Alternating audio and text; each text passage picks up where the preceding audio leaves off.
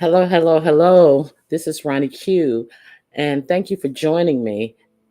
And if you, Vibrant Low, thank you for coming out. Kind to me, thank you for coming out.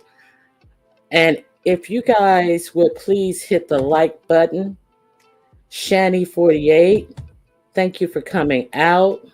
Kind to me, welcome. Carrie K, welcome.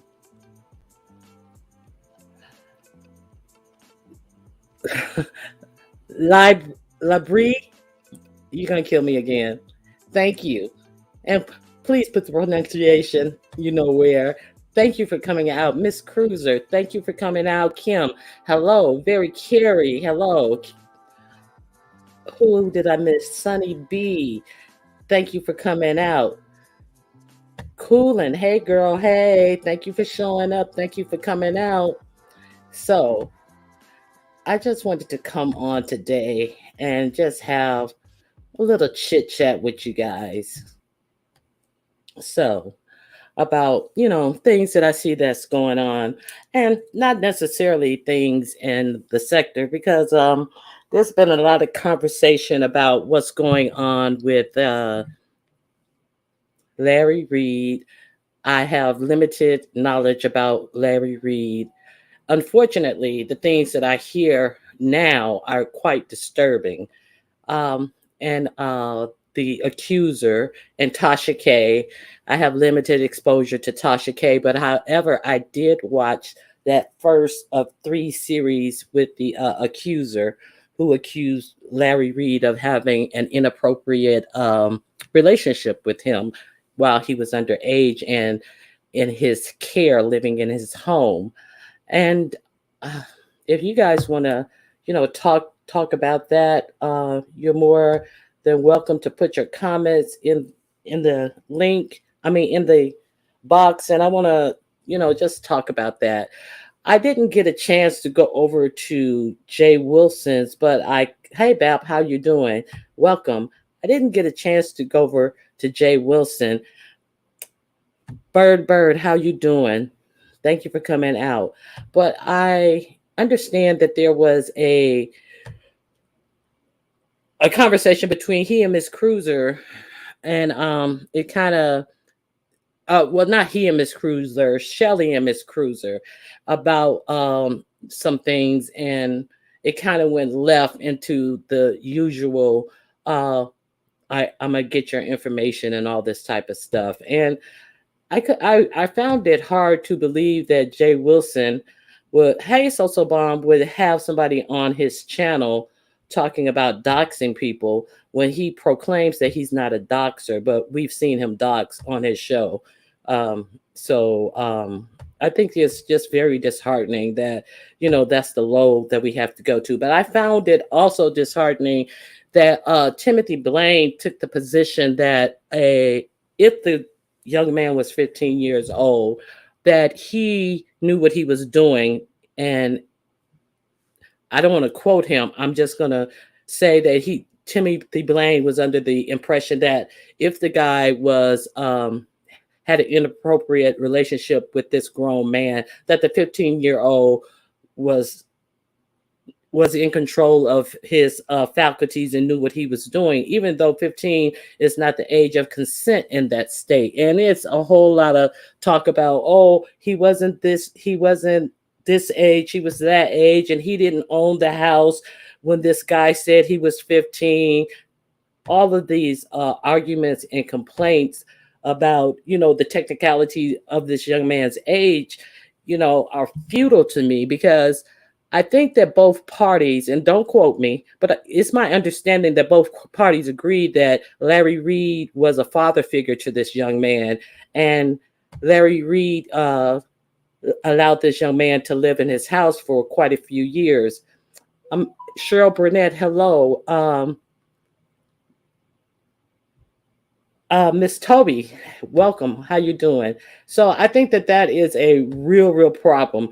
And it's not like there isn't a stage for these types of people to groom young men, and it's not like he's going to just take this young boy into his home and just immediately start, some men do, but some, I think there was a grooming period. If it did happen, I think that there was a grooming period. And I also think that people need to really be careful about who they send their children away to. Now, like I say, I have no knowledge of this Larry Reed guy. He came up once before a couple of weeks ago with the Bishop Whitehead, when the back and forth. So I went over there to watch a video with him, and I thought that he was, in my opinion, appeared very effeminate. And also he was in a car full of young men, and that kind of, struck me the wrong way. As we know that anybody who goes to Black churches, any denomination or whatever, the church would turn its head at gay men, even if they're standing in the pulpit preaching against homosexuality, because they want a certain music department. They want their choir to be directed by gay choir directors and things of that sort. So they will turn a blind eye, but they will also preach the gospel. And this is my understanding that Larry Reed is a pastor of a church. I don't know his sexuality, but it's my understanding he did say that he had these experiences with other men. And it's my understanding that he said he was inappropriately done over by at a younger age, underage. And it's also my understanding that he willingly participated, after he became of age. And if I'm wrong, somebody can correct me in the chat. But so my whole point is, I grew up in the church. Hi, Chlorio Lover. Hi, Leandris. And I grew up in the church. And you see so much that goes on in the church, to the point that, like right now, I can understand just being spiritual as opposed to claiming any denomination or anything, because,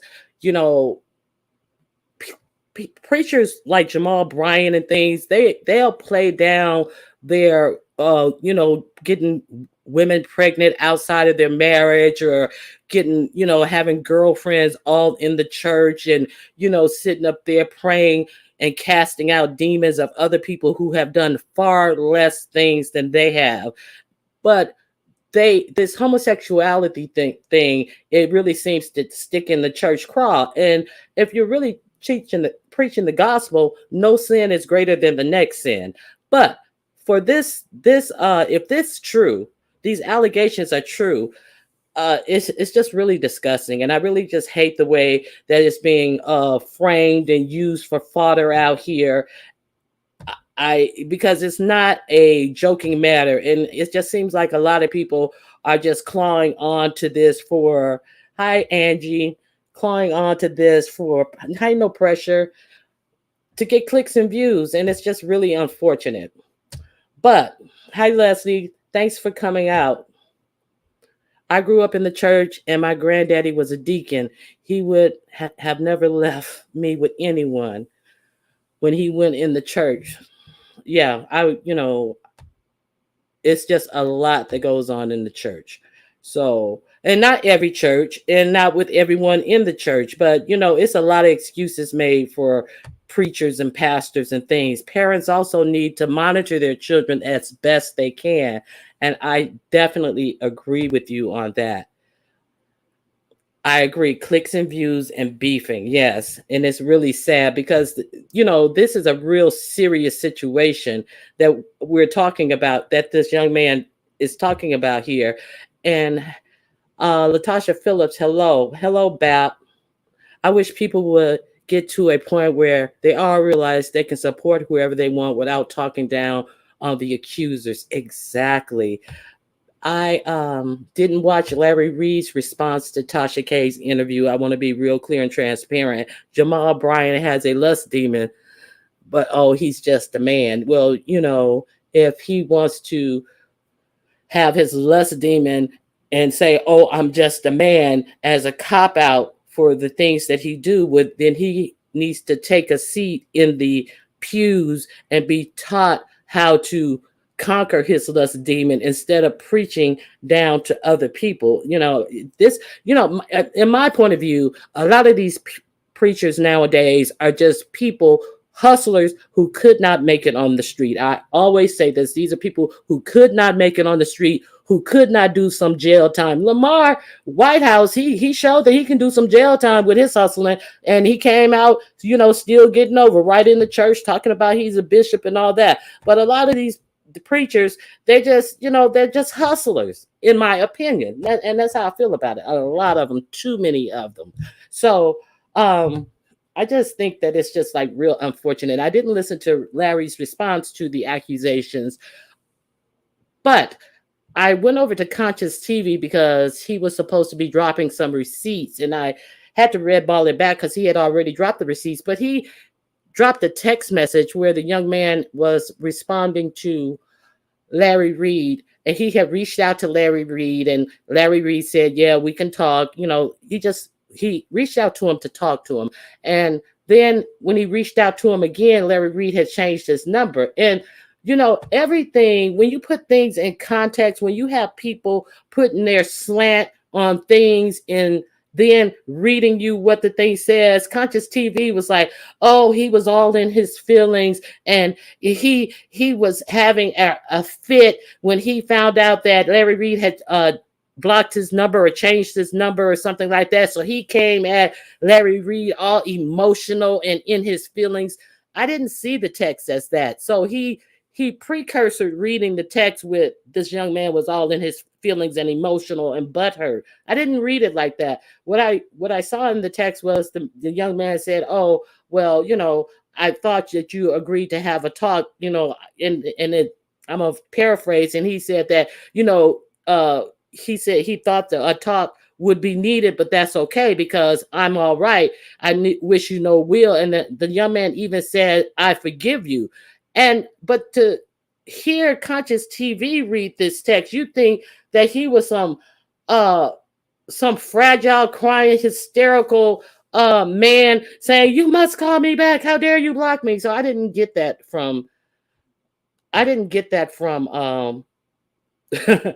I bet he has all the goods. Yeah, well, he had a text message, but the way he precursored reading the text message, it did not say to me what Conscious TV was trying to say that the text message had. Mods, who is Tony Stouse? Hey, Tony. Uh, let him sit for a little bit. Hi, Dr. Blue. Welcome. B Sector Clicks. Welcome. Area Oasis. Years ago, I went to a church one time and they played the instruments for the love of money for the oh my God, for the pastor to walk out on.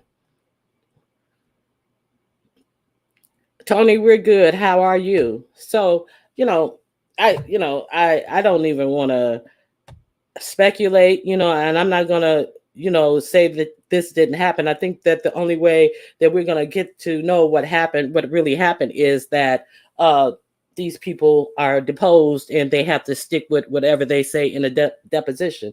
That's what I think about it.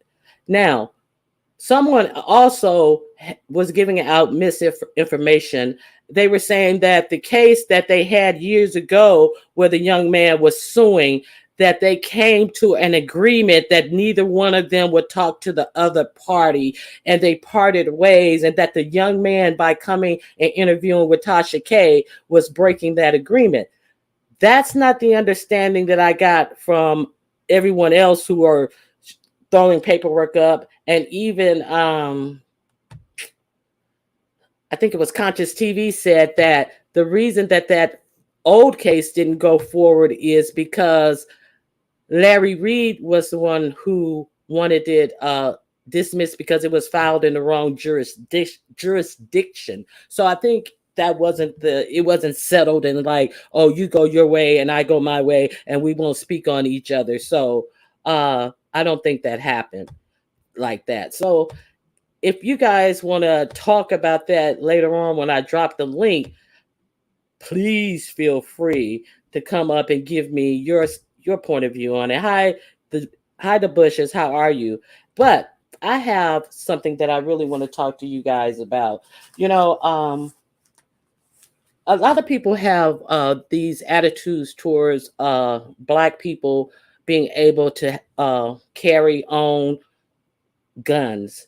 And I am of the feeling that it is unfortunate how disproportionate Black people are criminalized for, you know, using their Second Amendment rights. Even people who uh, have their license to carry, concealed carry permits and everything, they're immediately treated like they're criminals. And so I am a strong proponent for being able to use your Second Amendment right. It always makes me prickly when I see these these cops going out and telling you, hey, bring all your old guns from your house and we'll give you a chicken dinner or free turkey, or some other $300 gift cards, and they bring it to the Black community, and the lines be around the corner. You don't need a license in your state, and the lines are around the corner, and people are, basically giving up their rights. However, these gun laws, yeah, there needs to be. I think that there needs to be a lot of work done about these gun laws, because every state is different. Like who's Babs just said they don't need a license to carry. I know a lot of states are trying to change that. I think Texas is one state. Uh, mm, I think Arizona is another state where they just want you to be. Indiana is another state, and it can be quite you can get quite unnerved when you see, hey, I'm that messy, when you see somebody walking around in the Kroger's or especially in the Walmart. Child, you don't want to see nobody walking around with a gun on their hip in the Walmart. uh happy new fears welcome. But it's still people's right. But it's always, anytime people of color have them, it doesn't matter. You're automatically looked at as a criminal, and then they want to take your gun. If they pull you over and say, like, you're not a Philando Castile who they, you know, eliminate. Say, like, if you live and you're carrying it properly where it's supposed to be in your glove box and things like that, they'll pull you out of the car. They'll make you go to the back. They'll take your weapon out of the car. They'll disarm your weapon, take the bullets out or whatever, and then they'll put it in your trunk as if you're carrying it wrong in the first place. All this extra stuff. But I really got this idea about this topic that I want to talk about because somebody on Lipstick Alley put up this story, and I had not heard about this story. And Texas is one of the states that have a pretty liberal gun laws and stuff. So I'm gonna share. Let me see if I can share my screen, And I want you guys to look at this. Okay, let me see where's my share my screen. Please be patient with me. Share screen. Yes. And I want you guys to check this out.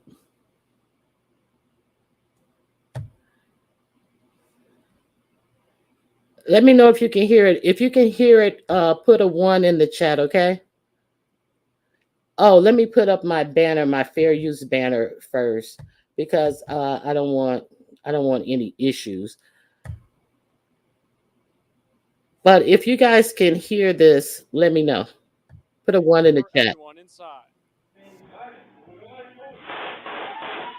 Dramatic moments inside a Houston restaurant.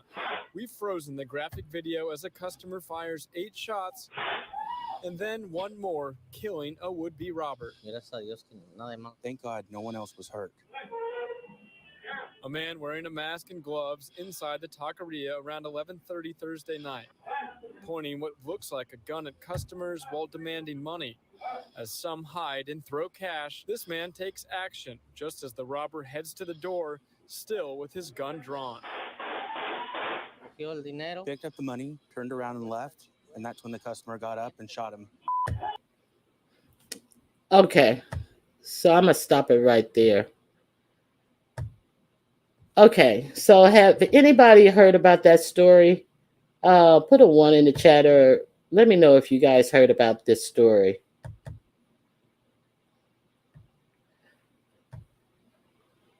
Now, okay, so he was in Texas. This happened in Houston, Texas. And as you see, the young man came in and, he was on his way out of the restaurant.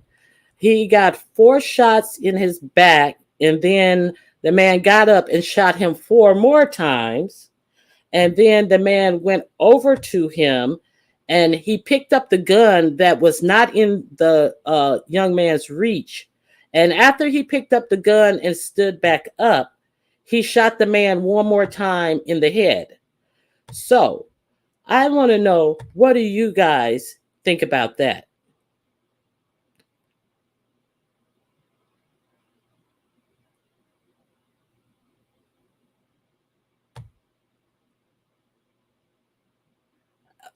And also, he after he got the gun and picked up the gun, shot him 1 more time in the head, he walked back to his table. Yes, Kwani is right.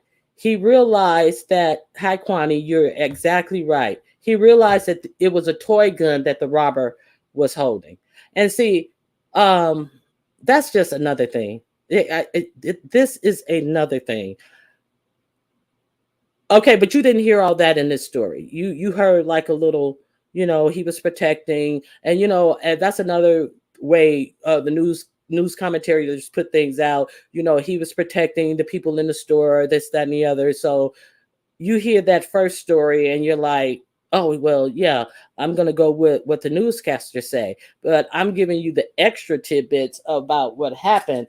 And so I'm going to also go to a different point in this video where they have the attorneys come out and they give an excuse for, like this guy who did this shooting. And this is what an attorney has to say about the shooting. So,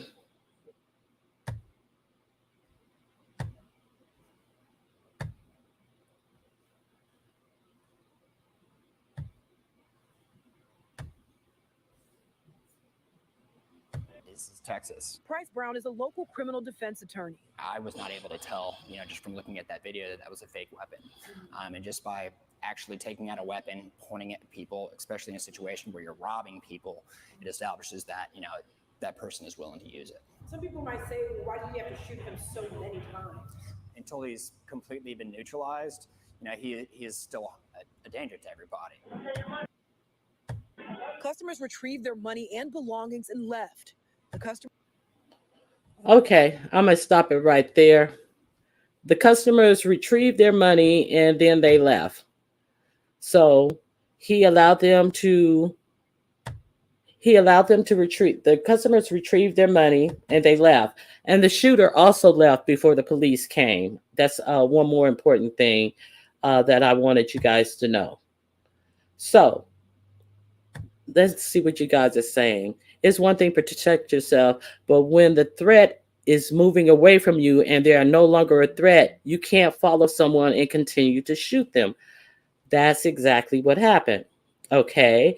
So, but then you hear this attorney says that he, just because the guy didn't know it was a fake gun, you can continue to shooting until the threat is eliminated. But once you've shot the guy 4 times and in the back and he falls to the ground, and then you shoot him 4 more times and you go to retrieve the weapon, you obviously don't think he's still a threat after the 8th shot, because you then walk up to him to retrieve the weapon and you see that the weapon is not in his reach. And then you pick up the weapon and then you shoot him one more time in the head. So I don't understand exactly, these gun laws and how people can get out. People can actually say that this guy who was laying there was still a threat, but that is the consensus of what they're trying to say in this case. So the guy who did the shooting, he did not stay around till the police came. He left. And so now we have I'm going to play you one more clip from a woman who says, talks about the legal right of the person who was allegedly protecting the other customers from being hurt by this gunman. And don't get me wrong. If you're going to go out and put a gun in somebody's face in a state like Texas, where everybody can have a gun, why would you even go rob somebody? Why would you go rob somebody, first of all? But why would you go rob somebody with a toy gun where everybody has guns? That was just crazy to me. But okay, now we're going to have another legal expert gives her opinion. And, the little smile on her face didn't really help me, the little smirk that she gave. But one more clip. The important thing to remember is once somebody has the legal right to act in self-defense and to use lethal force in self-defense, then they have the right, whether it's shooting him once or shooting him 9 times. As long as you're acting in self-defense and it's not now become some attenuated intentional act of actually, killing somebody, as long as he's acting under the right to defend himself or others. Authorities say that. Okay, so she said as long as it's not an attenuated intentional act. So attenuated. She's talking about as long as was no intent to kill him. I think that there was intent here, and that's my opinion. However, I think that what do you guys think? People can say, well, he was leaving and he didn't have to shoot him, or other people think that, yeah, you have the right to shoot somebody who draws down a gun, because who's to say that once he got to the door, he wasn't going to turn around and spray the place, So he did what he had the right to do. But you see that these legalese are saying that this man was in his right.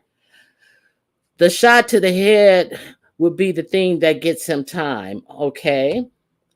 Now, when folks don't vocally, you end up with folks that have more power that defends the BS. Okay, vocalize, I guess you mean. FFS isn't even common sense, let alone logic. I don't know what you mean by that. Vote, yes. Okay. Hey, detach myself.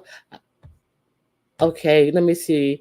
He was itching to murder someone. I understand protecting yourself and others. He would have taken him down. He could have taken him down, but not killed him. That's way too much. Not everyone should think the gun's a toy till it fires a bullet. Okay, whatever. I understand what you're saying. Yeah, so people have different opinions about that. It was excessive. And Miss Cruiser, I understand that I understand that you are a believer in your Second Amendment rights as well. So you can empty a clip in the back of the head. Why was Karen laughing though? That was an uncomfortable laugh to, in my opinion, to what she was gonna say if it was an intended if it was an intentional kill. I mean, okay, so Karen posting because it's jokes, okay. Cooling, okay. Let me see what you guys are saying. One more. Yes. Okay. So I am not against gun rights. I don't get me wrong. I think that these are our constitutional rights, and I think that many people let their constitutional rights get stepped on and stepped all over, and I don't like that. And I think that people who go to jail on felonies that are non-violent felonies, I don't understand why once they get out of jail, they can't own a firearm. If their crime was a financial crime, a financial felony, why are you not able to participate in your constitutional rights? That's the same thing as voting. Once you've done your time, you've served your time, your voting rights should be reinstated. So there's a lot of different things that go into this. Okay. Hey, Granny Love. I didn't see you, but hey, I wonder what color the robber was. He was black. Because if he was black, they'll rule it justify a homicide, especially since the shooter was white. The shooter was a Hispanic male. My grandparents taught me there's a great responsibility that goes with carrying. Exactly. So the police academy dehumanized criminals to their cadets. Yeah, but he wasn't a cop. So it's not only the police academy that dehumanizes, it's the things that you hear from the way that the news is done, cursed and pursed, because it's a lot of things that you guys have not heard and have not seen about this story. Now, this clip that I have, it shows this thing and shows like 5 different broadcasts of this story. But now I'm going to play for you the real thing that happened in the shooting that you did not hear about in the first broadcast about it, and you did not hear me say about it. And it's like real troubling to me, the things that this dude did. The shooter did. So let me get back to it.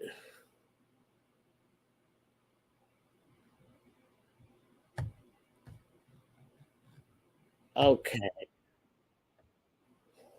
1 second. Okay, let me screen share.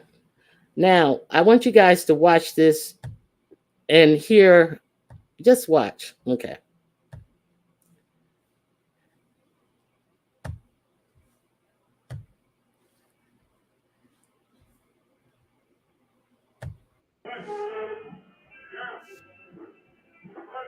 Around 11:30 Thursday night, a masked man walked into a taqueria on the 6800 block of South Gessner near Bel Air Road. Video shows him pointing a gun at patrons and demanding money. Pay attention to this customer. As soon as the robber walks in, he starts fiddling around near his waistline. And when that robber walked past him a second time, he opened fire. That customer fired 9 shots. Once the robber hit the ground, the customer continued firing as he approached the suspect and took his gun. After he took that gun, video shows the customer let off a final shot in the direction of that robber's head. He died at the scene. After the robber was down, the shooter realized that the gun he was brandishing was fake. This is Texas. Price Brown is a local criminal defense attorney. I was not able to tell, just from looking at that video, that was a fake weapon. And just by actually taking out a weapon, pointing it at people. As of right now, their money and belongings in Until he's completely been neutralized, he is still a danger to everybody. customers retrieved their money and belongings and left. The customer who shot that robber threw a coffee mug at him as he exited. No one attempted to render aid. As of right now, the police would only like the shooter to come forward for questioning. And we asked Attorney Brown about the chances of a grand jury actually indicting that customer. I believe it's unlikely. And Brown says if the shooter is indicted, it would be an easy case of self-defense. Okay, so that's what I wanted you guys to see. The full scope of that's what I wanted you guys to see. The full scope of what happened. He realized it was fake. He had a drink, hit him with the cup, got his coat, left. At the time of the first reporting, they had not identified the person. The person went and got a lawyer, and they're not releasing the shooter's name. But a grand jury, they are going to bring forth a grand jury now to, I guess, either, okay, easy case of self-defense. Yeah, that's my question. What do you guys say about this? I mean, it just seems like BS, but hi, CC, ENTV. It just really, really seems like a bunch of BS. So that is like the first story I want to bring to you guys. And then I'm going to open up my link and we can talk about a couple of these stories because that's how they're framing it. But that one last story is, like really telling you exactly all the actions. And it was real peculiar. Like out of 4 of these stories, that was the only story that told you that he took his coffee cup and threw it at him and showed you that he took the coffee cup and threw it at him. So it was like, if he had more bullets, would he still been shooting the dude? I mean, so that's just one of the things that I really want to talk to you guys about. Now, I know that it's a lot of, let me see what you guys are saying. I'm hoping the Justice Department takes over if Texas acts stupid.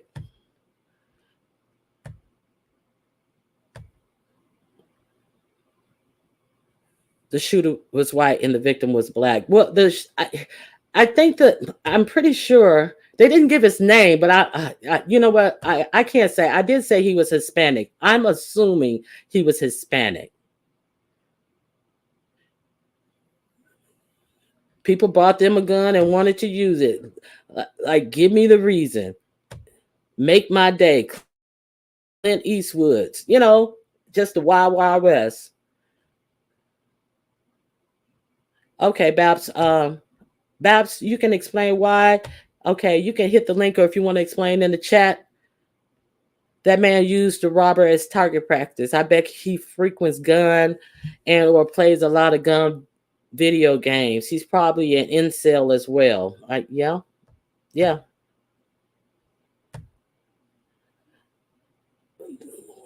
Walked into a black church and murdered folks, and the popo took his little bitch ass to Burger King. Exactly. He could have just shot him in the leg, but in the head, and then throw coffee mug shows his level of anger and his mindset. He could not just get a slap over the wrist for that. Well, yeah, I talked to somebody and they said that, oh, well, he just threw the coffee mug out of frustration because he realized he had a fake gun and he was just frustrated. But can you explain why he picked up the gun way away from his body and then did another shot to the head? Hello, Bless. Yes, he was black and his mother spoke on him. He was out. Okay, I'm going to get to that. Yes, he was out on bond. Now, so in all of the other stories, also, they pontificated on the life of the robber. They would not give the name of the shooter, but they pontificated on the life of the robber. He was out on bail. No, he was out on bail for domestic violence dispute with his girlfriend. He was also on parole he had gotten a either 15 or 20-year sentence for being a participant in a robbery, which one of the fellow robbers shot and killed someone at a Boost mobile store. So he got, I think it was 15 years, of which he served 7.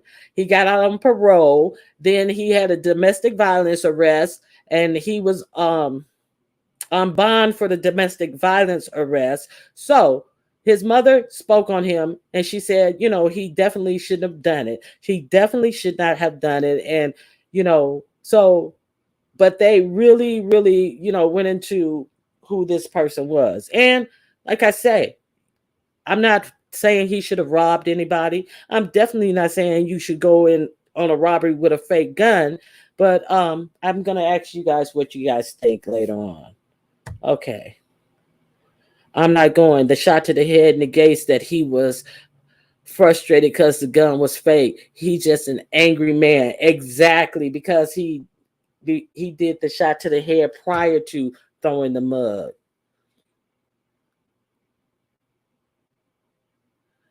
Yeah. You going out robbing people. I mean, what?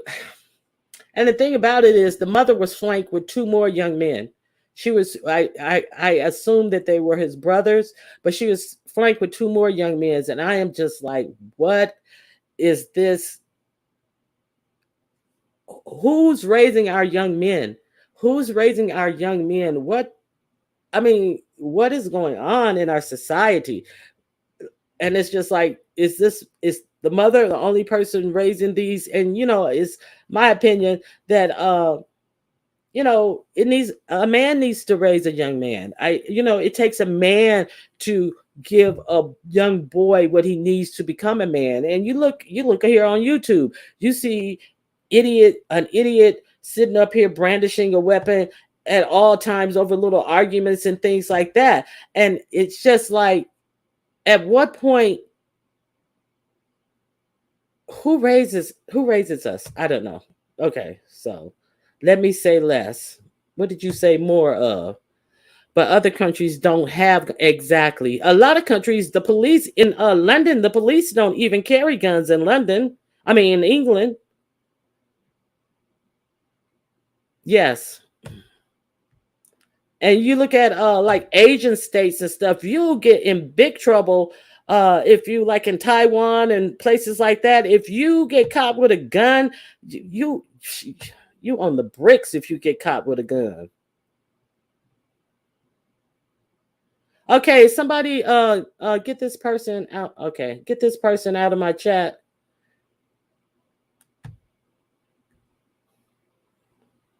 Is there any mods in here? Let me get him. Hold on for 1 second, you guys.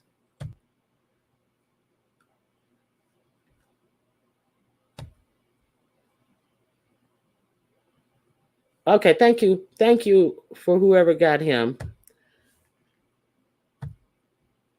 I'm not for, calling Black people zombies or monsters and things like that. That's another thing that I hate. Oh, he was a monster. He was this. He was that. I don't like that.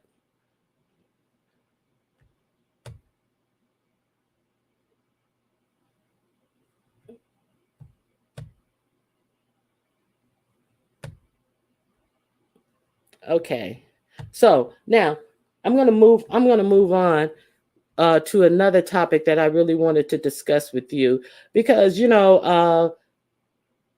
it's so many. And Very Carey can probably speak on this.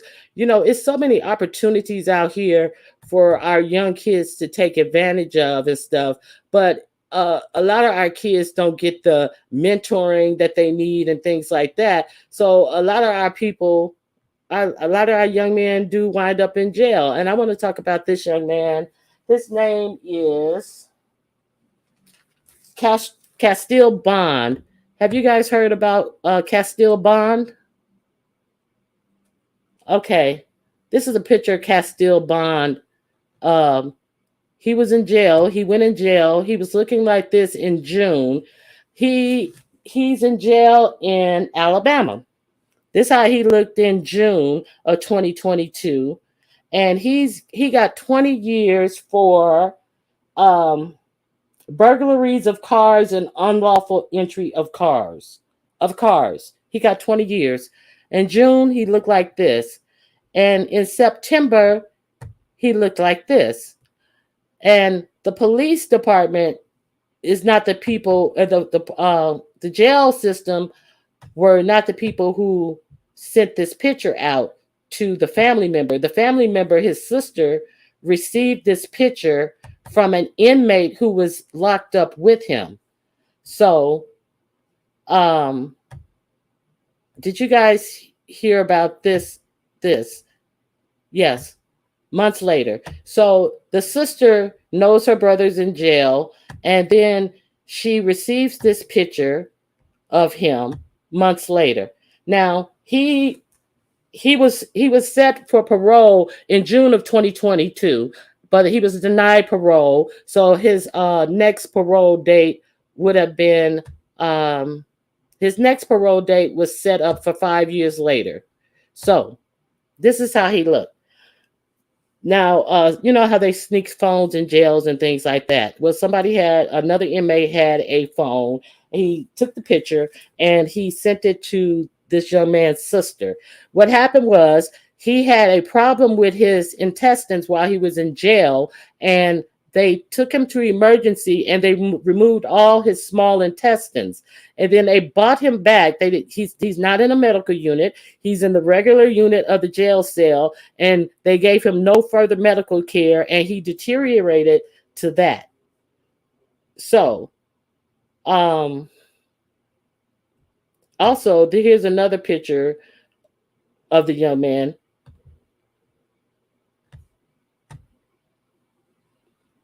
This is his deterioration. All that liquid where his body can't pump blood to his heart and all this. This is the young man. So there was a news story done about him because this sister was looking for help. And she said Castillo Vaughn's very unwell and emaciated at Elmore Correctional Facility in Alabama. And his sister shared this. In Alabama, sister is begging for the welfare check and medical intervention for her brother after sharing disturbing images of him, which she says were taken inside Elmore Correctional Facility. The images have gone viral on social media. The sister inmate Castillo Vaughn shared the pictures on her Facebook page, showing him laying down in the bed, and another picture of Vaughn unable to sit up in what appears to be the correction facility. Vaughn appears gaunt and sick. The images were shared by Cassie Vaughn Wednesday night on Facebook, and so far received over 11,000 shares. Okay, so that's Mr. Vaughn. So what happened was this a national news media, I don't know if you guys watch Indisputable with Dr. Rashad Ritchie, is one of the highest, it's one of the fastest growing news shows on cable TV. And it's on the TYT channel. He did a story about this and he was outraged. And after he did the story, he said that he was personally going to pay for a private investigator and a lawyer to show up at this facility on Friday, that following Friday. This was Wednesday. He said, I'm going to have them to show up on Friday. And if they do not let this attorney and this private investigator speak to him, they will be having to arrest me at that facility on Saturday. Well, it actually worked, because on that Friday, on that Saturday, the inmate was allowed to call his sister. He had not been allowed to make phone calls. And this is another devious thing they did. After his sister got the picture, it was a while before she got it to the news station that broadcast it. The local news stations would not even cover the story. So she was able to get it on a national news station. And when she wanted to go visit him to see what was wrong with him after he got the pictures, the prison facility had taken her off the visitors list, which she was previously on. So they weren't even allowing family to visit. So after this happened, the guy said, if if you don't handle this, I will show up there on Saturday and you're going to have to arrest me. Okay, so long story short, he was allowed to call his sister, and he has 3 attorneys now who is, let me see. His attorneys are Harry Daniels, Lee Merrick, and Benjamin Crump.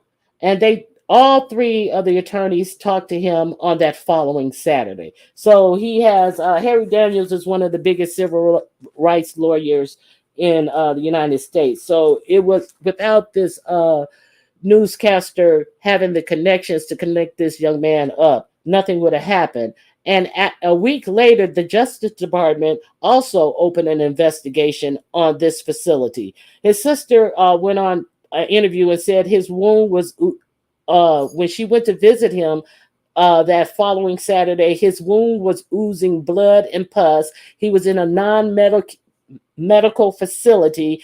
He was wearing Pampers, and the inmates were the ones who had to change his diapers. They didn't even give him, he couldn't even do anything for himself, and the inmates were changing his diapers.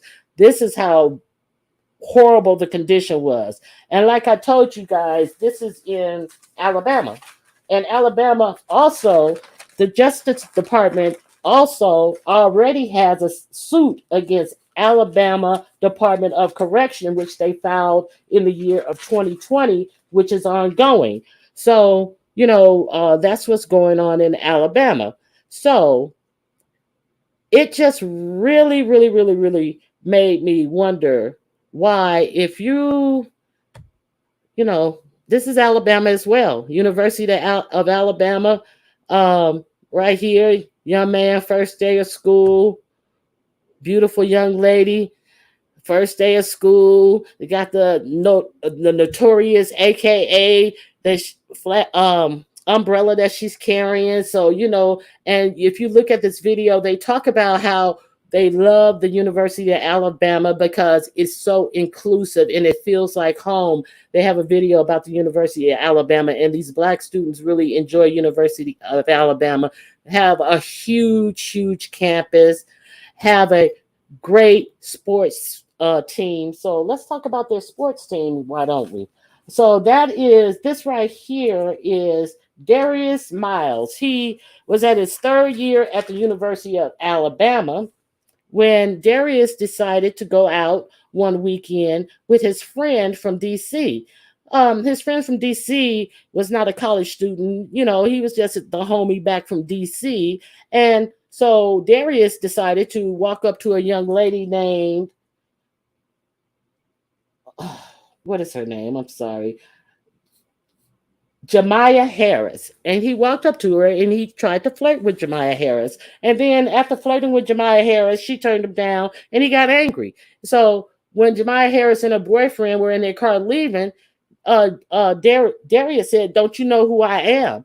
I'm the star basketball player at this prestigious university." He 3rd year in, got everything handed to him. So after she turned him down, Darius then, it's been reported that Darius then handed a gun off to his friend who was also there, who doesn't go to school, Michael Davis, his homeboy from the hood, and Michael Davis shot into the car, striking and killing Jemiah Harris, a 23-year-old mother of a 5-year-old son named Kane, over being turned back down by a young lady. So now, here you have Darius Miles and Michael Davis are being charged with 1st-degree homicide in Alabama, the same Alabama that I just told you that this other young man was getting 20 years for and was dying on a slab. But this dude decides to commit some stupid crime like this in Alabama over a girl. Okay, so this is the young lady right here that he killed, Jemiah Harris. So he went from this to this. And when he did the perp rock, he was out there crying, "Oh, Mom, I love you. Believe that I love you, Mom. I love you with all my heart." I can imagine how this mother heart is breaking. So I'm sure a lot of you have heard about this story as well. So I just wanted to know, like, what is going on with our young people today? To go to have everything at your foot and still mess up, trying to show off for people who are going nowhere. People who don't, everybody's heard the saying, people who have nothing to lose will cause you to lose everything. But yeah, he committed this crime in Alabama. It's my understanding both young men are from the Washington, D.C. area.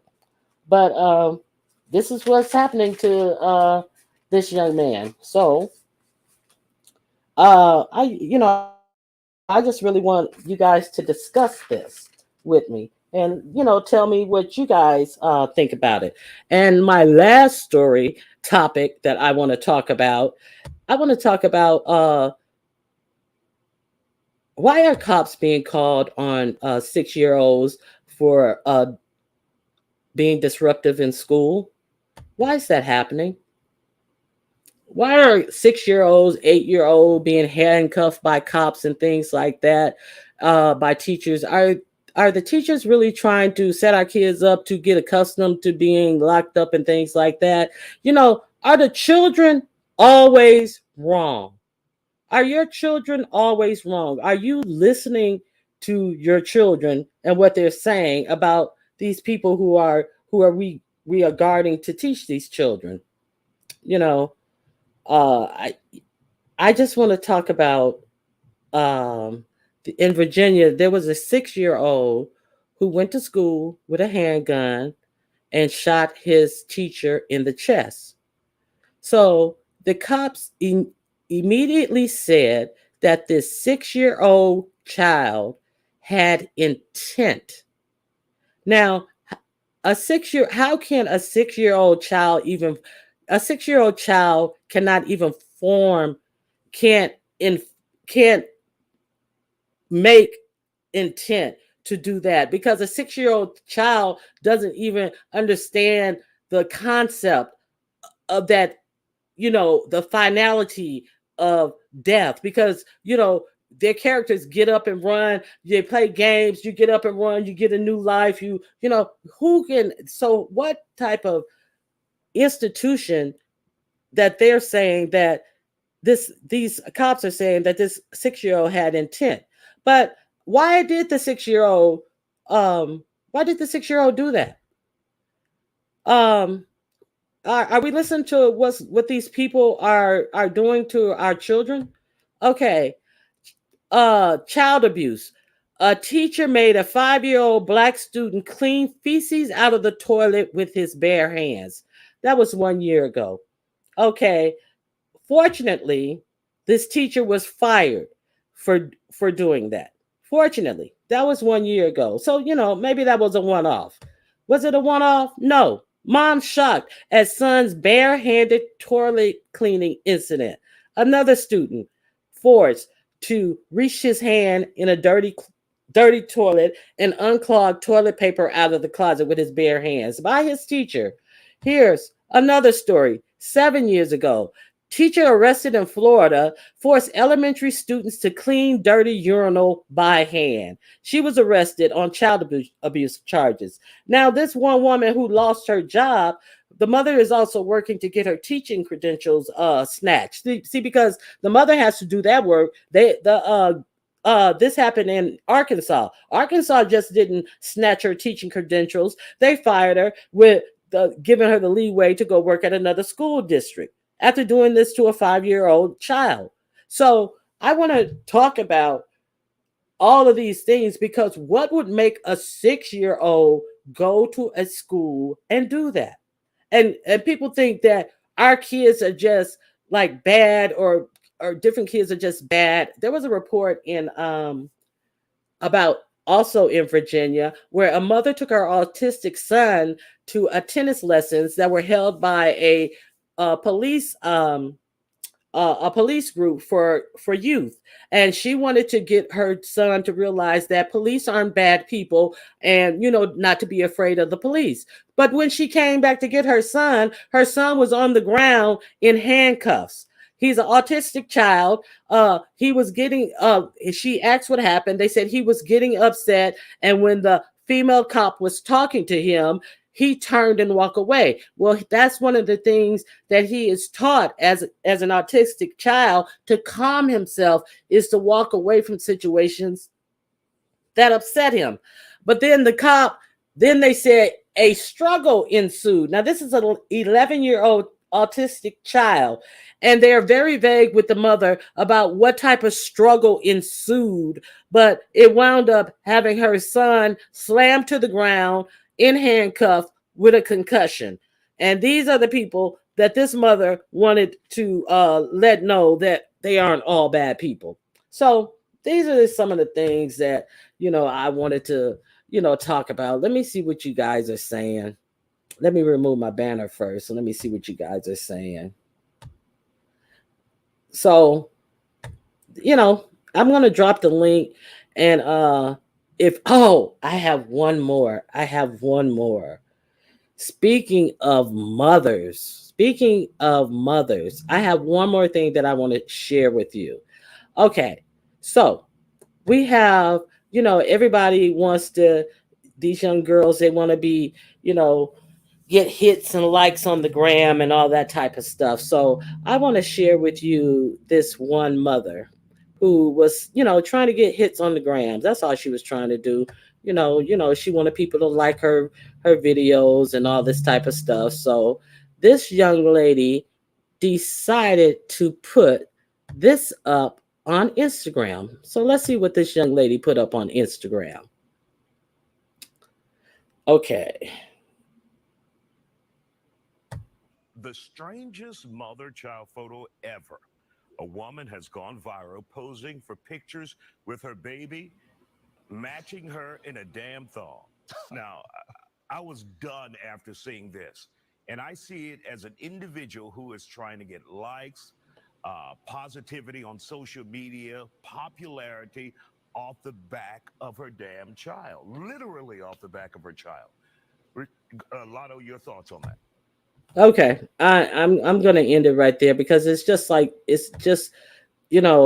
just disgusting, just totally disgusting. So I'm gonna drop the link, and I'm gonna invite anybody up who want to hit the link and have conversation with me, and let's chop it up about all this craziness that we've just seen on here. If anybody has anything to say, please feel free to hit the link and let's talk about it.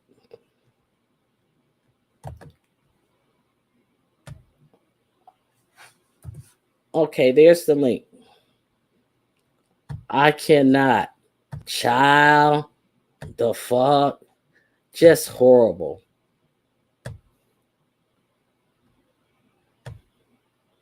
Sicko.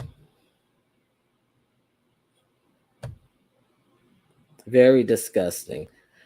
So anybody, I know I wasn't unable to look at a lot of the comments in the chat, but I'm going to go back through and see what you're talking about. Who's we? I'm not the only one laughing at you here for being a fan of TYT. Okay, you can laugh, but I am a fan. BAP. Let me put my banner up. Make sure that's BAP.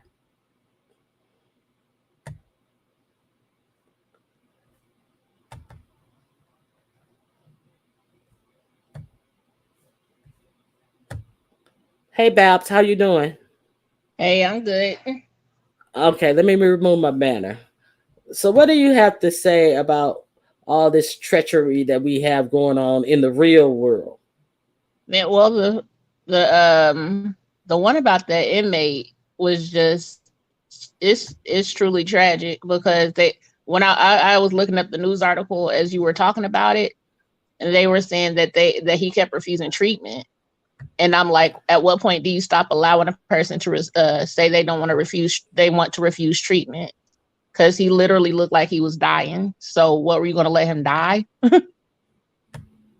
yeah, I didn't hear that part of the story.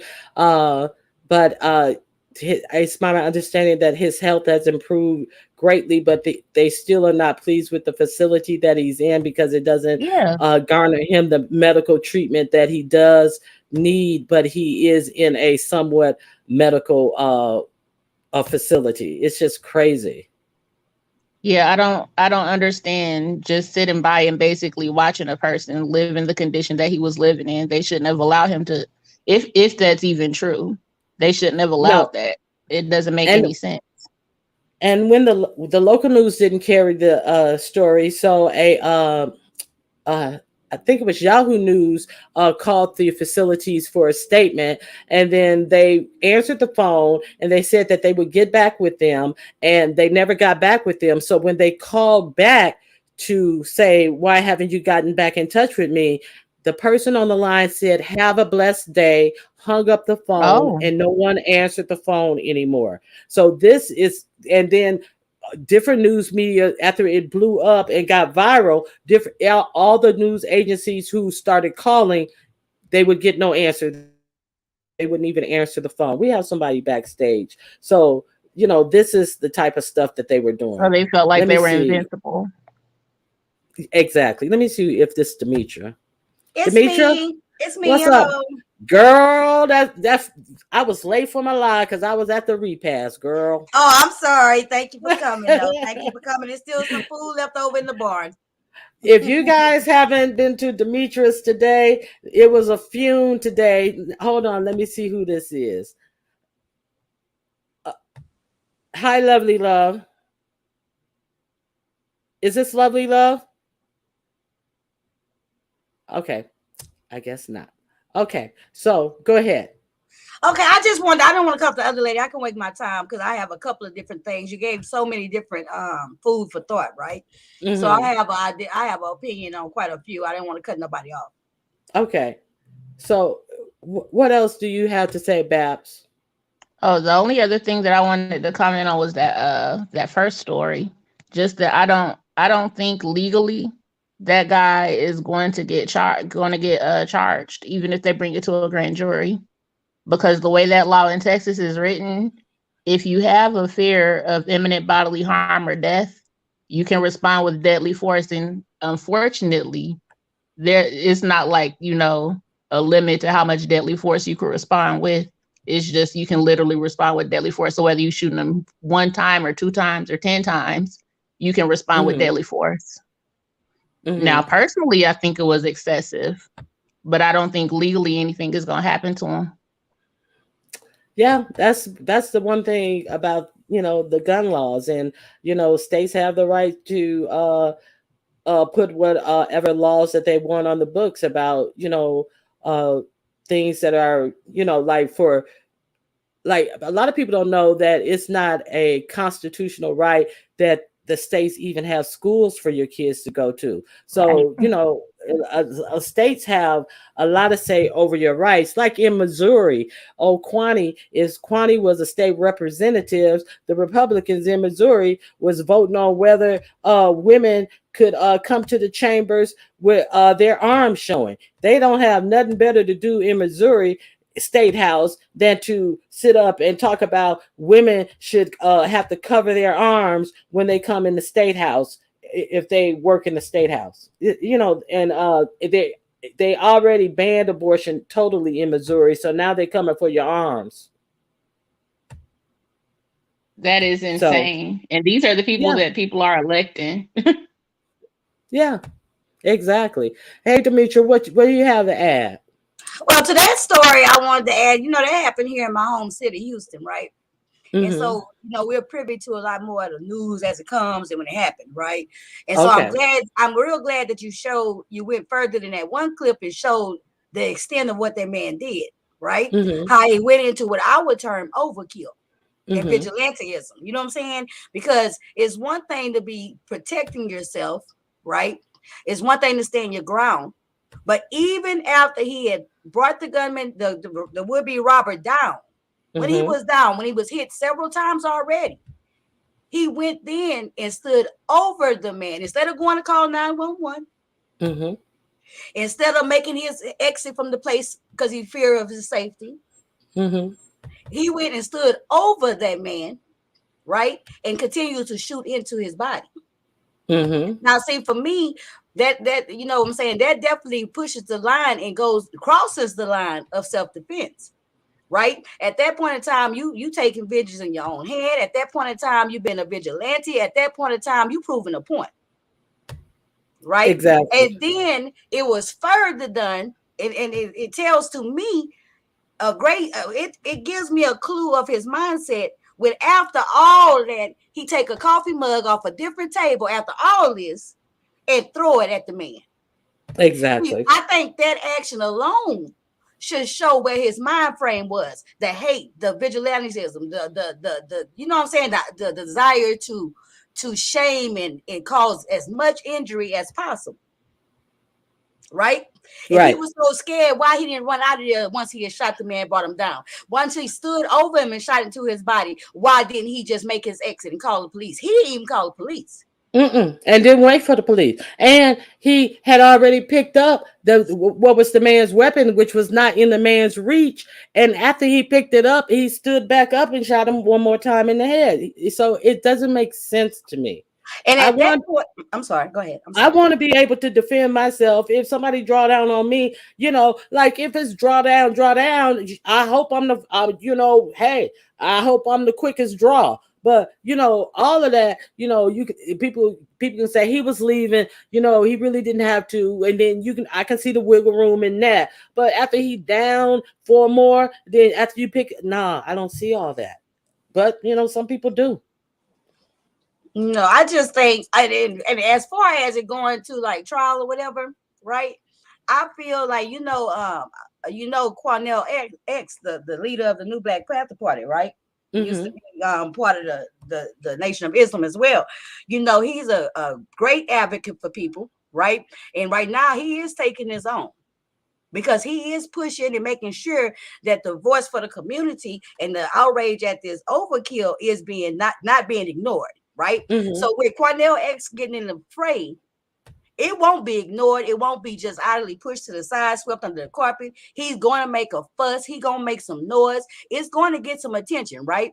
Whereas this case could have easily just been like, okay, this happened, and they just put a tap on his hand and tell me he shouldn't have done that. He get away scot-free on the stand your ground and all that stuff, right? It could have went that way. But with Cornel X making this a big deal and he going to stay on top of it, it might not necessarily get the justice that's the, you know what I'm saying, but it's not gonna be swept under the carpet. It absolutely not. I think that's why it went to the grand jury. Yeah, it's not gonna just get swept away. He might actually have to face a trial, right? Now, hold on 1 second, Demetrius. Somebody's in the back, and I just want to make sure. Hello. Who the fuck y'all think y'all talking? All right, go ahead, Demetria. Demetria. You're gonna need you're gonna need a bigger banner too, but to cover across when you got more people. But anywho, that was my viewpoint on that. You know what I'm saying? Whereas it may have never reached the trial, the courthouse, I think now is a big chance that it will, in order to stop public outrage, right? In order to stop you know, all that come with that, right? They don't want to start up that Black Lives Matter stuff again. You get what I'm saying?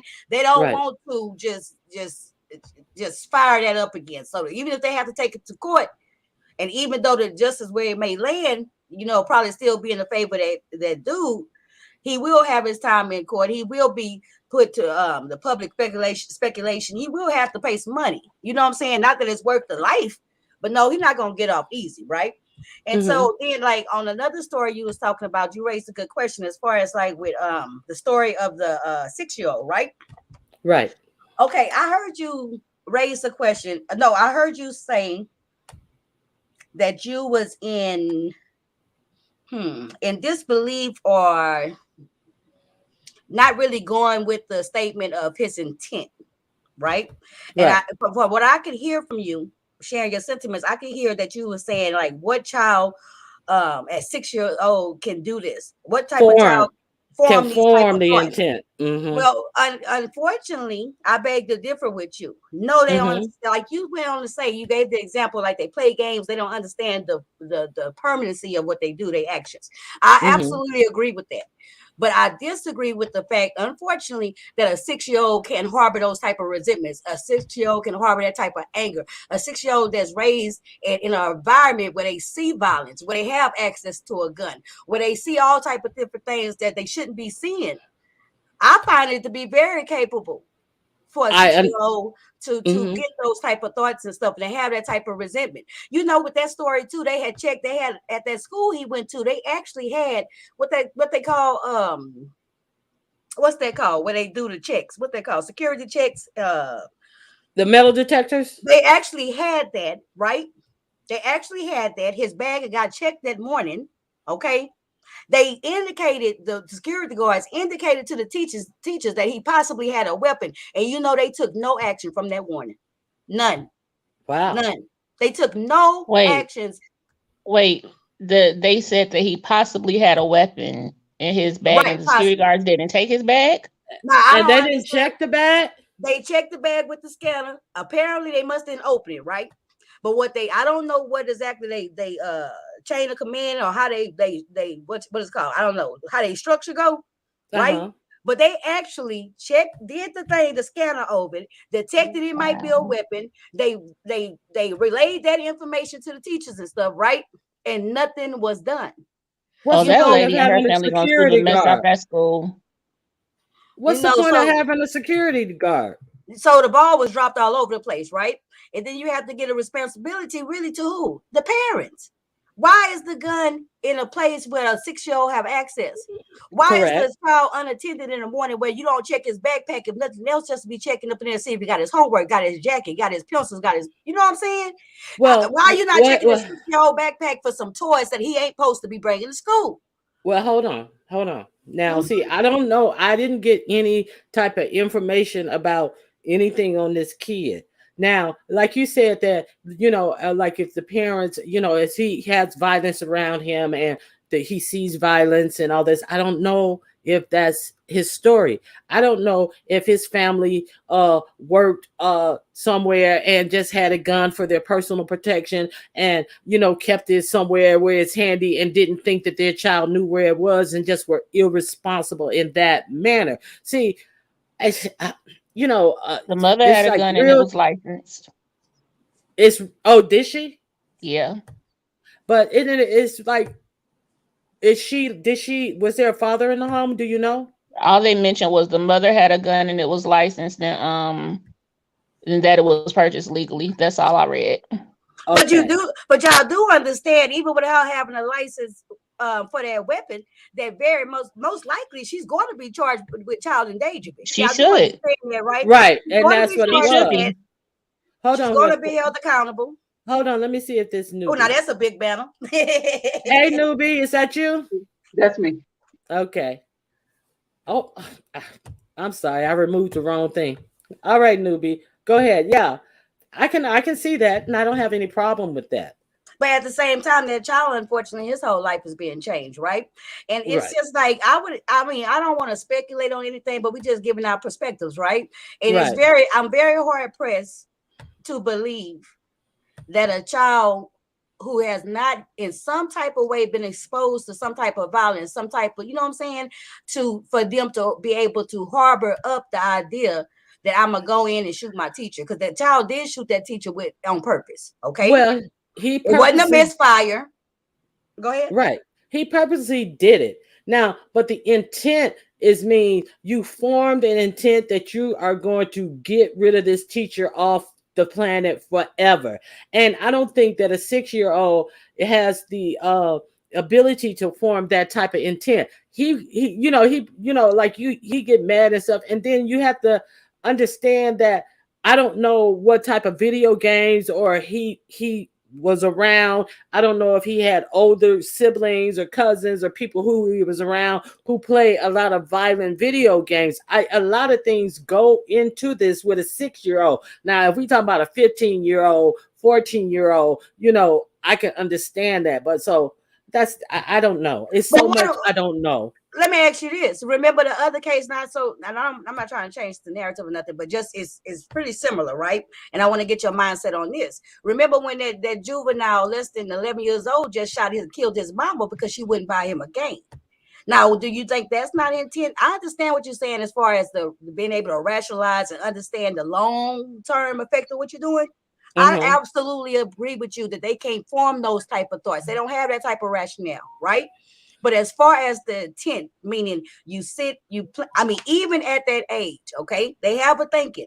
When they sit and actually think upon this is what they're going to do, whether it's rational, whether it's reasonable, whether it's right, no matter what they actually is sitting in there and drawing up this plan, right? He drew up the plan, that 6-year-old, and I'm not kicking the 6-year-old back in, I'm just saying, right? He sat there and said, I'm finna get this gun. He sat there and said, I'm about to hide this gun in my backpack. I'm about to bring this gun in my class. I'm about to pull out this gun and shoot this woman for whatever reason he felt right. That's all intent, even though it was misplaced intent and it was irrational intent. You know what I'm saying? It's possible. I'm pushing the thought from my viewpoint that it's absolutely possible to me for a child that age even can actually sit there and have the intention, whether they rational or reasonable, they can definitely have that intention. Just like they intend on knocking their brother over, like they intend on cutting their sister in them hair off, like they intend on stealing your candy out your purse. They have intentions. Can I say something real quick? Yes, go ahead, Babs. And then I'm going to let Newbie talk. I agree that they could have the intent to do it. Like I formed the idea that I want to do it and I do it, but I don't think that they could have actual criminal intent, because their brains aren't formed to where they could they can logically understand the implications of what they're doing. So I think I agree with both of y'all in a way. But then also with that 10-year-old, he was mentally unwell. Like before that, he had been doing things to animals and stuff like that. So that child, unfortunately, was just a kid who needed some access to mental health care that he wasn't able to get. And that's another thing that, we need to really talk about, how mental health care is so hard, to come by. And, so that is another aspect, because when you see your child, if anybody in the chat, press 1 in the chat. If you saw a child, your child or a family member's child or a child that's close to you, and you know that they're out there harming or hurting animals, would you be concerned about any type of mental health issues, or would you think that's just a kid being a kid? 1, concern. 2, for kids to be kids. The mom had him going to therapy, but I think he needed inpatient care. I'm about to hop off of here though. Yeah, this was a good discussion, y'all. All right, thank you, Babs. All right. Nice meeting you, Babs. Nice meeting you. Night, Babs. All right, Newbiology. I see you said you'd be concerned. Okay.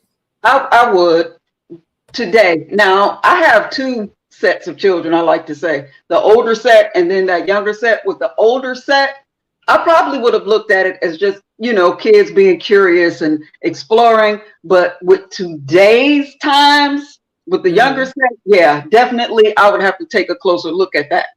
But I hit the link to play devil's advocate for the parents. And Demetra, I totally get what you're saying, that the parents should pay closer attention, check backpacks and that whole thing.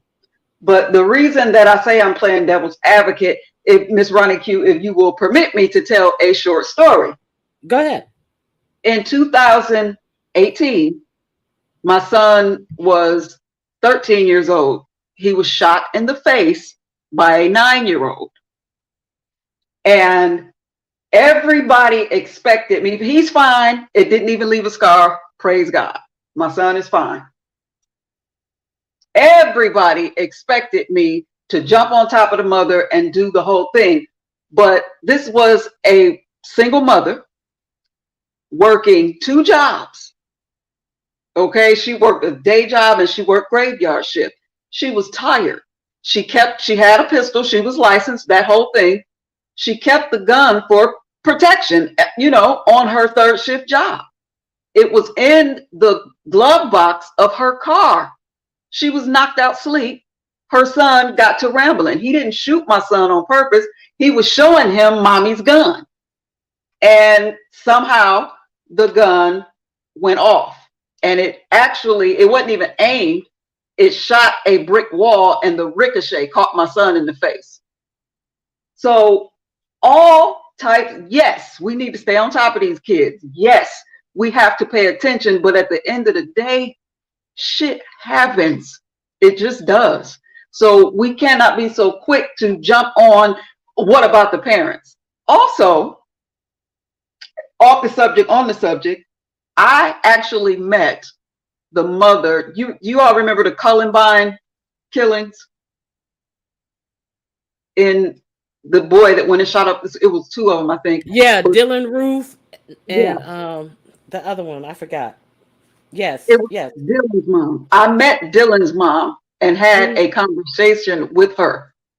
And she said, you know, she has been ostracized in their city and that whole thing. And she said, I didn't know. People said I should have known.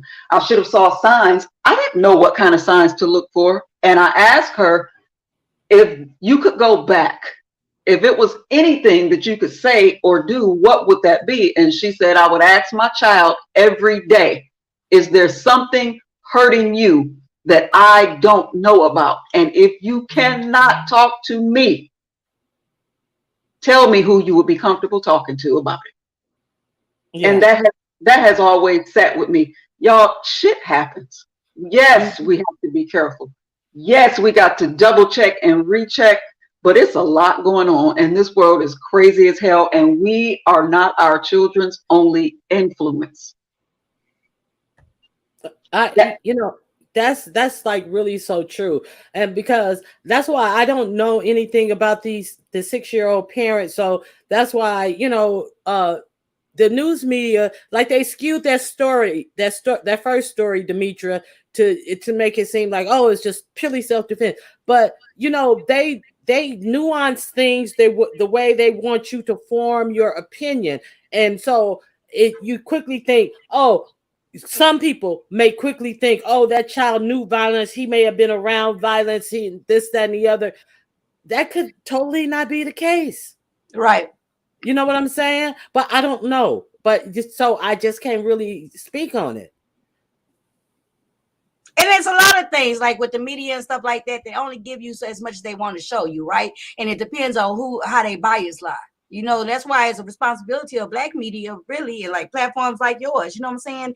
It really takes the Black community to make sure that they fight for the justice that's needed, because the mainstream public will not do that. Exactly. You know? And it's just the period point blank of it. And I also want to say, you know, I get it. And trust and believe, I'm not trying to just put the blame on and say, oh, this child come from a poor neighborhood. I'm not doing none of that, right? Mm-hmm. But it comes down to, right, with any responsible gun owner, which I'm not, right? I'm not. I don't, for my own reasons, okay? Right. But when you choose to have a firearm, you choose to take on all the responsibilities of that firearm. Right. That's tenfold when you have children. Even when you're tired, even when you have a reason to live it, you know, you have to have these safety practices in place. That's why you'll actually get charged with the case of child endangerment. You know, they have to, a gun's not supposed to be with children in the house. They're not supposed to be laying around nowhere. They're not supposed to be in your glove compartment where they can get it. They're not supposed to be in your night drawer. Yes, it makes sense to have your gun in your night drawer so you can defend yourself and defend your household. But when you got children in the house, it don't matter about how many times you tell them not to touch something. And you want to defend your child too. You want to make sure your child is safe, you know, because the last thing you think would never happen or you never thought could happen will happen. And you know, a lot of people like, oh, well, people think that what's the use of having a gun if you got to keep it in the lockbox because somebody busts in, you won't be able to get to it. You know, they have so many cases that you can just put your finger up to it, get to it. So, you know, you have to be a responsible owner. You have to. And it's sad when these type of things happen, because guess what? Just like in the case with Newbie that she was telling her about, right? Can you imagine how that child mothers felt? Right? Nobody have these intentions for these things to happen. Right. Right. But it's not about intentions, it's about the precautions. And it just sometimes they don't make sense, and sometimes it's easier said than done. But then at the same time, when you don't take those necessary precautions, then things like this shit does happen, newbie, right? Mhm. But what Right. part could I have played in it to make ensure that it don't happen? What part Right. do I have to do to make sure and do my very best as a gun owner with children in my house? What do I have to do to be ensure that the curiosity don't get beyond the child, right? Mhm. What do I have to do to make sure they can't just reach their hand and get it when I'm not looking? Because kids gonna do anything when we're not looking. Even if Right. we tell them 100 different times and have a good speech with them, and we think our child understands gun safety, we think all this kind of stuff. A child's curiosity will get the best of them. Mhm. Mm-hmm. You Sure know, will. And Yeah. I So agree, but I just had to, as a mother myself, as a person, period. In that case, I get what you're saying, but I had to give her the benefit of the doubt. I just did. And first of all, I was thankful that my son was okay. So that was overwhelming in the heat of the situation. I was just glad that my baby was freaking okay. And I mean, no surgery, no nothing. And it's barely a scar on his face. So, I was grooving off the fact that he was still here, because I could be telling y'all a completely different story today. You understand what I'm saying? But exactly. exactly. And then how would you, and I hate to say this, right? Because we thank God for what happened, right? Mhm. But it's fair for me to, I feel like it's fair for me to say, thank God it didn't go that way. But had it went a different way, I don't know. The question of the devil advocate would be, would you feel so okay and so forgiving? Would you understand so much that she was tired? Would you understand so much that she didn't mean no harm? Would you understand so much had it gone further and caused your child great bodily harm, or maybe took your child's life? How far would that grace you given them because it was just an incident that didn't turn out that fatal or horrible, right? As it could Mhm. have. See, that allows for you to have a lot of grace and understanding, I think. But could you even, I know it's hard to even question yourself those things, to even imagine it, but do you think that you would give so much grace in that instance? Because I know I wouldn't. I would find it hard. Definitely not in the beginning. I would like to think that once, I can't say the pain, because that kind of pain never goes away. I would like to think that I would have tried to be understanding still, but not there right in the beginning. I can't imagine where my emotions would have been. I can't imagine, but it was so much to be learned from that entire situation, me being a gun owner myself. Mhm. And there have been times, y'all don't judge me, there have been times where I wasn't as careful as I should have been. It's a whole different story today because I went Right. through that incident. You understand Right. what I'm saying? So Absolutely. I understand. Yeah, that makes sense. Now, what do you think about that first story with the restaurant, or you don't have any comment on that one? Newbie. Yeah. Newbie. let me just say this again, as a licensed carrier who is always, always carrying, and that's not a brag or whatever, it just is what it is because It's a fact. experience. It's a fact. Shut up, Dimitri. But every situation does not call for excessive force. And putting myself in that situation, yeah, I would have came off the hip and tried to take you down. But I also, as a carrier, I know where to aim, how to aim, and how to take you down. So you got that. And then up to the part where I didn't hear the whole thing, but I think I heard somewhere when the guy was down, he continued to shoot. Yes. He became a vigilante at that point. And then after he did that, he was walking up on him. He shot into him 4 more times after he was down. And then he reached over and picked up what he thought was a real gun. It was a toy gun that the robber had, but it was, when he was down, it was out of his reach. So he bent over and reached and picked it up, and then shot him 1 more time in the head after he had even picked up the weapon. So where was the threat with the man down? You put 8 bullets in him. You picked up the weapon that he had. So why would you give a headshot? Exactly. Exactly. And they're going to put it on adrenaline and heat of the moment and all of the things, but I'm not buying it. Once the initial threat was over, it should have been over.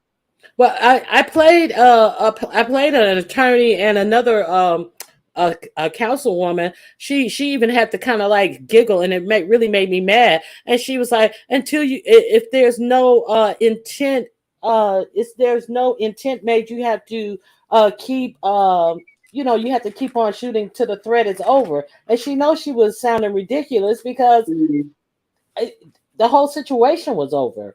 But yeah, they're already giving him a way out of this. But see, that made you know what I'm saying. I hope this thing go to trial, right? And with a good defense attorney, it would be to me. I think the case would be you be able to prove at some point the overkill, because even in the stand your ground, right? You have the right to defend yourself in face of a threat, right? Mm-hmm. But like you just said, they got footage, they got camera footage, they got witnesses who actually seen them drop the man, shoot him, stand over him, and like you said, pick up the gun, know that at that point in time it was not even a gun, and still shoot. At that point in time, once he picked that gun up, if nothing else, once he picked that gun up and for his own self said, "Oh Lord, this is a toy," right? And he shot again. At that point in time, it was no threat. It was no threat. You know what I'm saying? I think that case could be made. You know, I don't know. You know what I'm saying? We got to see what the justice system do with it. But I think with a good defense attorney, I think with a good, push to make sure it go to court, it might be interesting. You know what I'm saying? And even though Texas is a gun state and everything, you got to stand for something. And I'm so glad that Cornell X on it. For real. Right, but the whole point is you get these people out here telling you that even though you saw what you saw, and even though all of that dude was in the right. These are people who are voted into position. The other dude was an attorney who can make $1 if he can prove his argument. But they go out and seek out somebody to interview who's going to tell an audience that everything you saw was okay. But that story that showed them interviewing these people left out the point. They didn't let you see how far that robber's gun was that dude had to pick it up. No, they left that out of the story. They didn't show you that after he emptied his whole gun, that he on his way out took a coffee mug and smashed it down on the dude's head. They didn't show you that, but they showed you these motherfuckers saying, "Oh, everything he did was a defense, and you have to exterminate the imminent threat and all this old bullshit." But see, the one where I showed you where there were no interviews with people trying to explain what you saw away as being A-okay, they showed you everything that happened. So, that's how the media skews an audience. So, Black people who are watching this, or any not necessarily Black people who saw that as overkill, who are watching this, may question themselves or be strong in themselves, but people who want to see young Black men in a certain light be like, okay, well, if that dude can do that, anytime I get cut off or anything, I can say this, that, and the other. I can use anything as intent, and I can just overkill. The police do it all the time. So now, is that going to happen in these states that are having these laws where you don't even have to get a permit to carry? I'm gonna jump down after this. And I thank you, Ronnie Q, for letting me be a part of the discussion. Right, you got some good topics on the table. It opened up a lot of different communication, and it's great. You know what I'm saying? I like. Thank you. And I'm glad I'm able to participate. But I just want to say, for me, not being a gun owner, right, and me having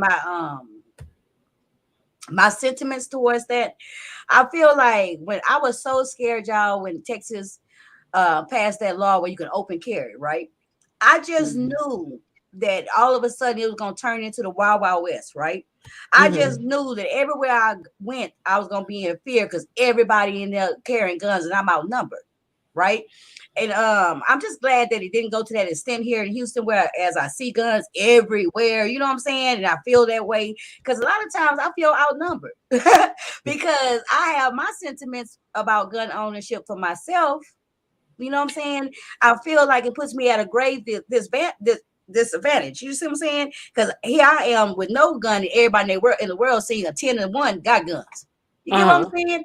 And that leaves me sometimes kind of like, it really tests my beliefs, right? It tests my beliefs on like how much you gonna stand for what you believe about owning guns for yourself, and how much you gonna get with the program, right? And every time I'm challenge myself and question myself for those things, I just know that my belief system in that is stronger than my fear. That's for me. You know what I'm saying? And you know, I always had fear of, you know, regardless or not, I am a mother. I did have my children for a mighty long time. And I always had to consider those things. I had to consider the fact that I was the only protector. I considered the fact to get, you know what I'm saying? But I always made that decision for myself that wasn't quite the right way for me to go. Because I'm overly emotional. You understand? I perceive a lot of things as a threat. Okay. So if I had a gun and I was able to protect myself at any perceived threat, it'd be a lot of dead people. Right. I get you. Hold on 1 second. Hold on.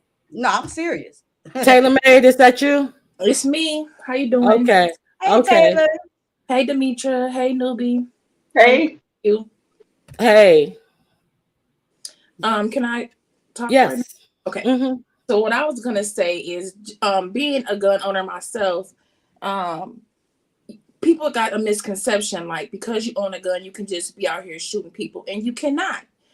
The truth is, when you fire that gun, you will go to jail. Okay, and you have to hire an attorney and fight your way out. Okay, you have to, there's really strict rules to what is self-defense. Okay, and if you don't fall within this pillar, which they teach you in gun class, then you will be prosecuted and you will go to jail. But the thing is that every state is different, and in some states, the self-defense and the you don't have to retreat makes it easier for people to use their guns without having to like stay inside the house or, you know, seek out a hiding place and things like that. Some of them, you know, these you don't have to retreat type of gun laws, in my opinion, makes it easier for you know, confrontate these types of confrontations. That's true to in a degree, Ronnie Q, but do your research, because if you don't have the complexion for the protection, those laws really don't even apply to you. Exactly. Yeah. Like, excuse me. Thank you for Demetra for coming up. Like, there was a case in Florida where this woman fired a warning shot to her husband, and I think he had prior domestic violence charges, don't quote me, but she got sentenced to 20 years for firing a warning shot in the ceiling. And this happened right around the same time that the Trayvon Martin trial was going on, and they said that she should have retreated from her. She had a place to go. She could have went inside the house, and this happened inside their garage. I think they were divorcing or something. So you're right. You're exactly right. Yeah, because where was the bullet going? I mean, you shoot up, it's gonna travel somewhere. You don't know where that bullet could land. So that's dangerous. You know what I'm saying? You have to protect others as well. Others protecting you. You could pull your gun out. Somebody could take your gun and shoot you. So you gotta be very careful. The argument is that this was a Black woman, and they told her she should have retreated, while they were arguing that George Zimmerman, who was following Trayvon Martin, didn't have the need to retreat even though he was told by the police officers, don't follow him. So that's my point. You see what I'm saying? Right. So that with the complexion for the protection, yeah.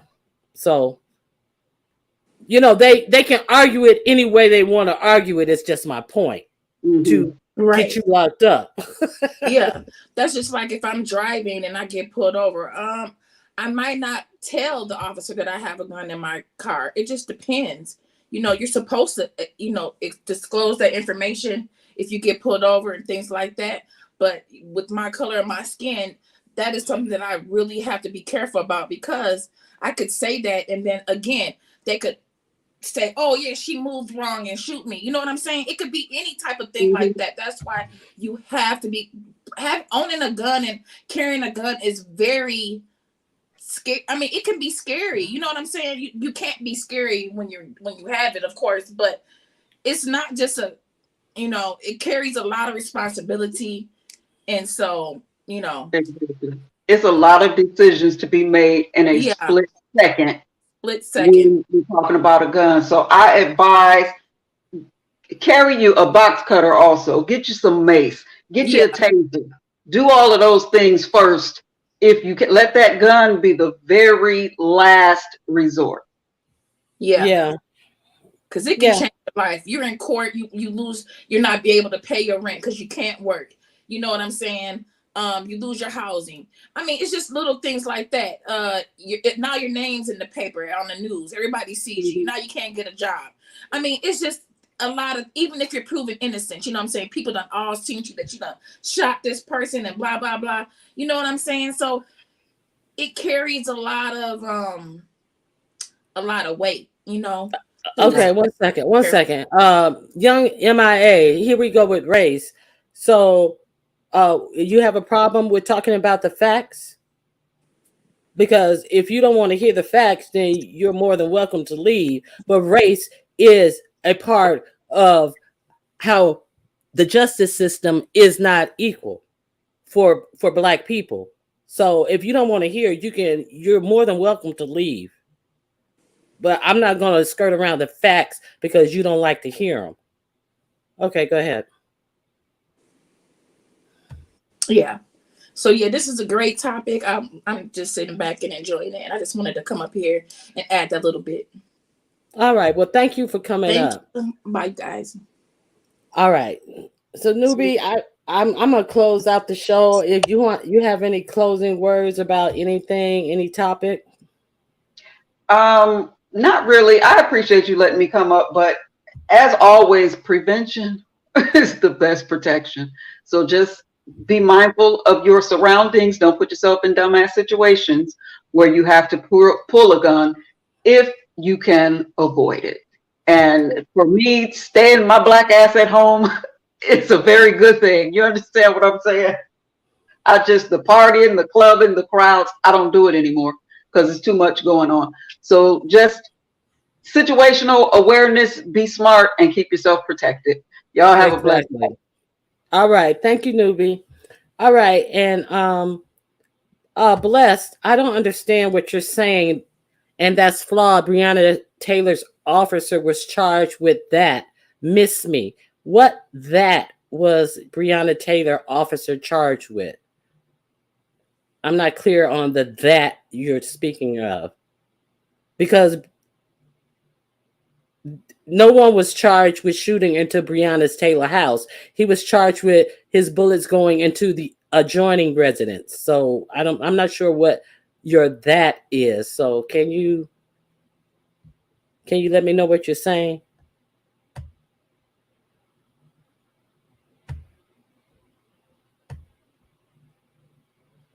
Okay. Yes. Okay. I agree. So I didn't want to jump off on you, but yeah, that's what he was charged with, shooting into a neighbor's house. No charges was filed about all the shooting into Breonna Taylor's house. Now they're being charged for the cover up. So these are the charges that they are up on in the Breonna Taylor case, where they went to a garage and got their lives together after the incident happened. So, well, and that's a whole nother story, but I just wanted to, talk about a couple of things that I saw that have been concerning me. And I really appreciate all of you guys coming out and sharing in this conversation with me. And if there's any topics that you ever find that you want to, discuss like that, I am more than happy to talk about it. Oh, and the last topic that I wanted to say real quick is Joe Biden. Joe Biden is getting exactly what he deserves. I am, Joe Biden sat up here and, you know, just hoard himself for the black vote. And then as soon as he got into office, he didn't have anything to say that was going to help us who helped him get into office. But he goes into office talking about, you know, working on both sides and all this type of stuff. And you see, when the Republicans have control, what do? The first thing they do is waste money on useless investigation. So now that the Republican has won control of the House, they're investigating who? Hunter Biden, Joe Biden's former or currently drug addicted son.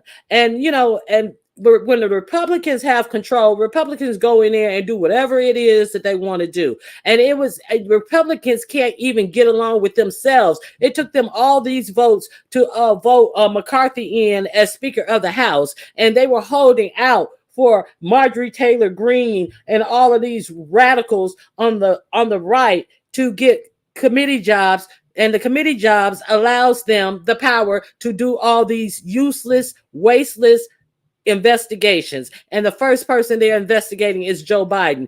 Instead of when Joe Biden getting into office, he should have actually put forth his agenda like every other Republican always do. Get their own agendas pushed through. But he's all talking about, oh, I'm gonna, you know, we're gonna work together and this, that, and the other. And those Republicans had no intent. They were just waiting on the 2 years for this vote and were hoping, they thought they were gonna sweep bigger than what they did. So they sit, and McCarthy has this fraud up in office that every other day another lie is coming out where his whole life is a lie. But they're not gonna dispel him. They're gonna keep him because they need his vote. So it's just